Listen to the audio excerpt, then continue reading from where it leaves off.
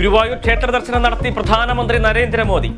സുരേഷ് ഗോപിയുടെ മകളുടെ വിവാഹത്തിലും പങ്കെടുത്തു. തൃപ്രയാർ ക്ഷേത്ര ദർശനം അല്പസമയത്തിനകം. കൊച്ചി കപ്പൽശാലയിൽ 4000 കോടി രൂപയുടെ വികസന പദ്ധതികൾ നാടിന് സമർപ്പിക്കും. രാഹുൽ മാങ്കൂട്ടത്തിലെ ജാമ്യാപേക്ഷകൾ ഇന്ന് കോടതിയിൽ. സെക്രട്ടേറിയറ്റ്, DGP ഓഫീസ് മാർച്ചുകളിൽ എടുത്ത കേസുകളിൽ ജാമ്യാപേക്ഷ പരിഗണിക്കും. പ്രതിഷേധം തുടരാൻ യൂത്ത് കോൺഗ്രസ്. സെക്രട്ടേറിയറ്റിലേക്ക് ഇന്ന് നൈറ്റ് മാർച്ച്.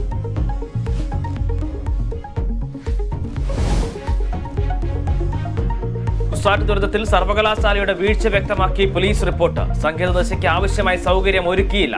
സ്റ്റേഡിയത്തിൽ തള്ളിക്കയറിയത് ഉൾക്കൊള്ളാൻ കഴിയാവുന്നതിലും കൂടുതൽ പേർ.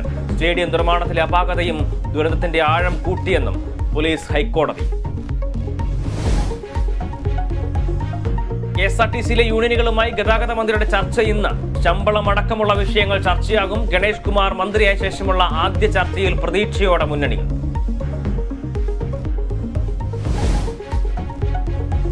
ഇന്ത്യ അഫ്ഗാനിസ്ഥാൻ 3-ാം T20 ഇന്ന് പരമ്പര തൂത്തുവാരാൻ ഒരുങ്ങി ഇന്ത്യ.